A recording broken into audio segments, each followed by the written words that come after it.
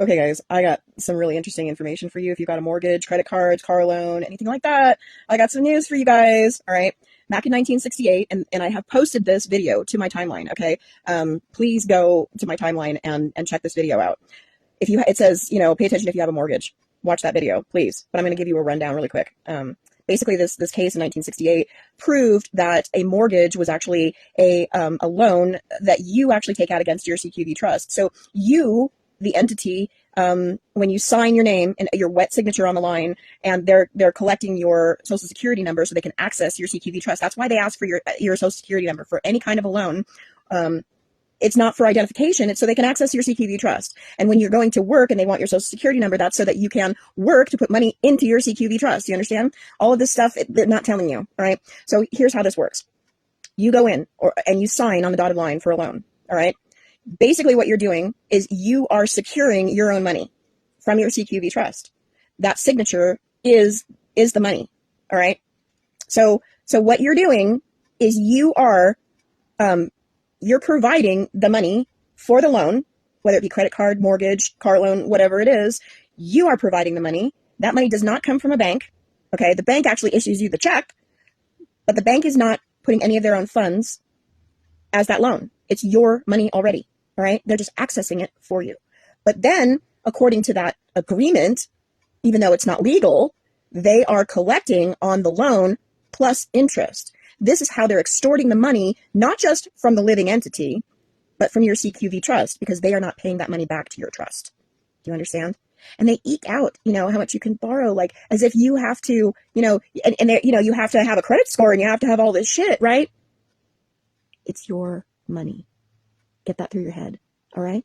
So when you take out a loan and you default on the loan and they try and foreclose on your house and collect your house, that is, again, another illegal thing. They can't. That house actually belongs to you already. Why are you paying it back? You borrowed your own money.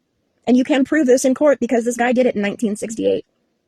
That case doesn't just prove mortgages. It proves that anything that you borrow money for, credit cards, car loans, if you have to sign for your utilities, so anything that you're signing and giving your social security number for, utilities, water, garbage, all of your bills are freaking covered, you guys. Do you understand that you're a fucking millionaire? Why are we homeless? Why am I homeless right now? Okay? This is called extortion. It's called thievery. It's illegal. It's fucking illegal what they've been doing to us, these bankers. Do you understand? Okay? They're not even in control of that CQV trust. It's been being traded on the stock market. So they have access to it. They can loan you the money out of it. But that money doesn't belong to them. So you are literally paying these bankers money that doesn't belong to them. They're extorting that money. Say that loan, your home loan, like this guy's, was $200,000, and he defaulted on that loan. All right, and they repossessed his house, but the house belongs to him. That $200,000 check belonged to him before they ever issued it. Are you following me? That money is already there. It already belongs to you. They just won't let you access it yourself.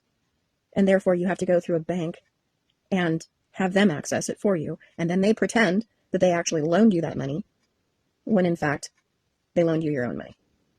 And you're paying them now for not just the loan, but interest on the loan. One of the first things that I did when I started doing all this was I not only challenged my bills and the addressee of account, because obviously they were billing my strawman corporation, but I challenged my credit card bills, and they tried to fight me on it. And basically I told them that I actually didn't owe them that money, that was my money to begin with. They didn't like that. They tried to argue. I've been sending letters back and forth for a while. But what happens is, once you have proven 3 times, you guys, you only have to write 3 letters. Once you have responded 3 times, there's a rule of 3. Once you've responded 3 times and proven that you don't actually owe that, they cannot further do anything. Okay. They will screw with your credit score, but like, you guys, your credit score means nothing. It means abso-fucking-lutely nothing. It just means that you were good about paying back that money that you didn't owe in the first place. Are you guys getting this? How they control us yet? Are you fucking figuring out how they are controlling us yet? Those dollars are debt notes. That's your money. It's their debt. They are borrowing against your CQV trust. So it's a debt note that they owe you. Are you guys listening to me yet? Hello? If everybody stood up and just said, I don't know that. We're not paying this shit no more. If everybody stood up and did it, what do you think they could do about it? Seriously, what the fuck do you think that they're going to do?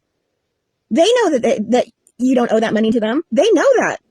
It's the officers who've never been trained in the real value of what the financial system. Those people don't know, but the higher ups know. They absolutely know that they're extorting this money. They just don't want you to know. And if everybody knew and everybody stood up at once, they'd have a really fucking hard time proving it. We've got court cases on the books, you guys. Go and watch that video. Seriously, go watch the video. It proves absolutely that they are extorting you for your hard-earned dollars. All right?